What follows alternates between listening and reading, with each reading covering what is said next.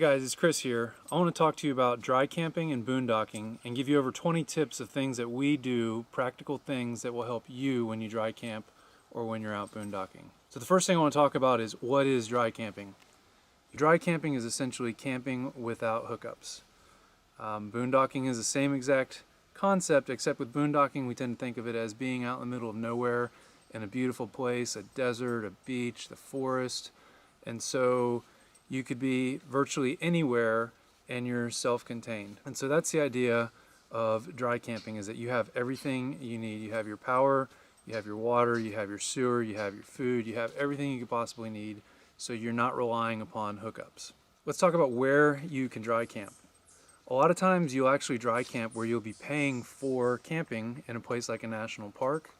You might be a member of Harvest Hosts, as we are. You might be camping in your friend's driveway or your family member's driveway. And you might be dry camping at our favorite place, which is Walmart. So why would you want to dry camp? Usually you're dry camping in the most beautiful places you can possibly be. For instance, right now we're in the national forests at the Finger Lakes, and we are in the middle of fall colors. It's absolutely spectacular, and we're paying $7.50 a night to sit here on this piece of earth surrounded by total peace.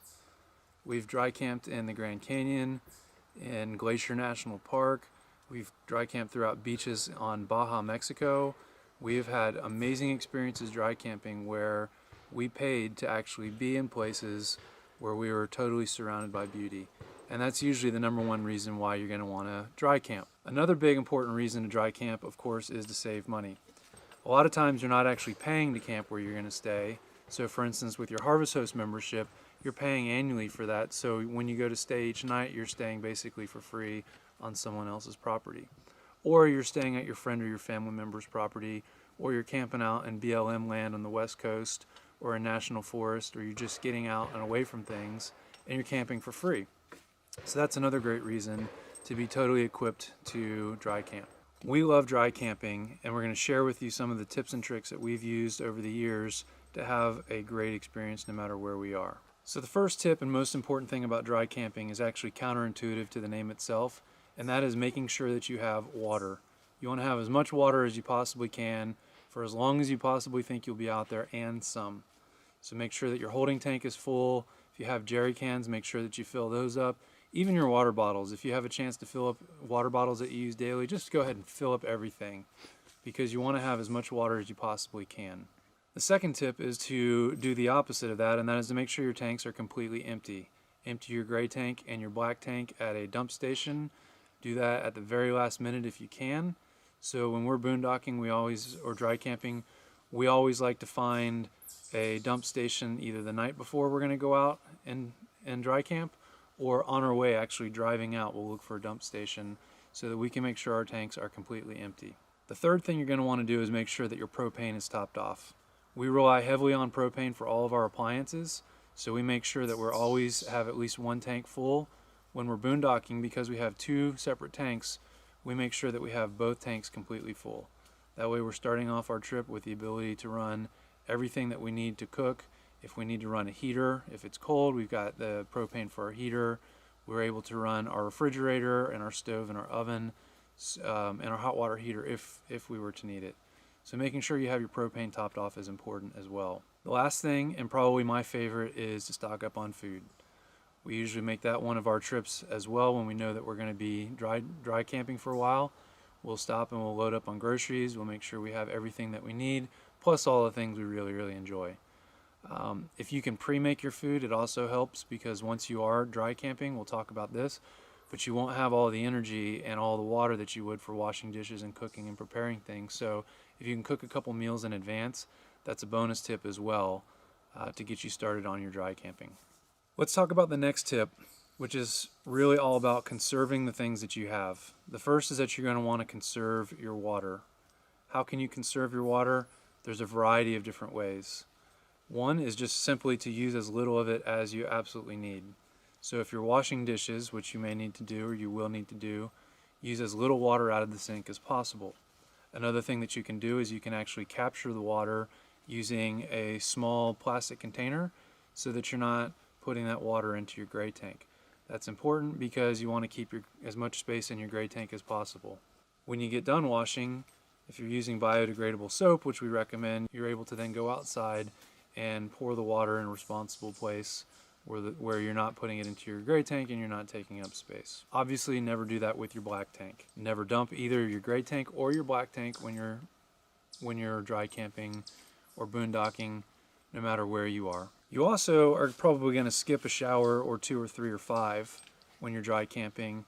So you can use the wet wipes if you really want to wipe yourself down and have that clean feeling, or you can go without a shower, or you can set up a solar shower, which is something that we'll talk about as being a cool little thing that you can have.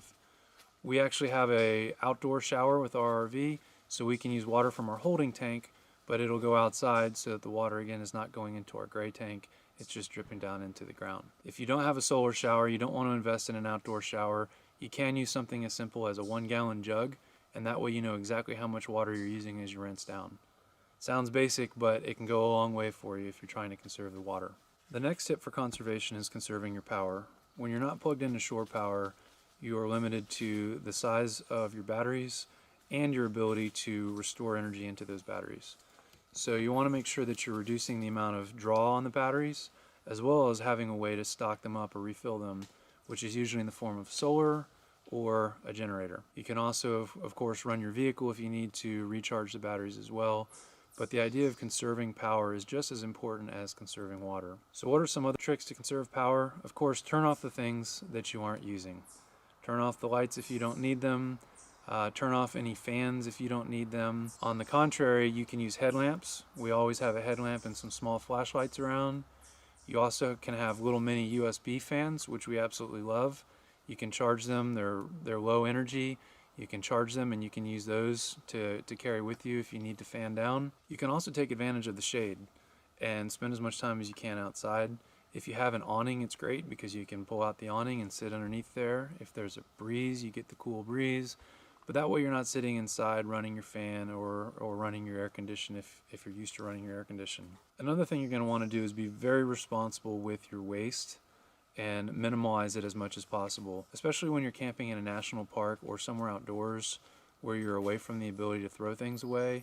You definitely want to make sure that you're using as little as possible and keeping track of it all. So you can use a paper plate more than once if you want to use paper plates, or you can use your plasticware and just be prepared to wash it. Try to keep up with everything. Empty your trash on the way in and empty your trash on the way out.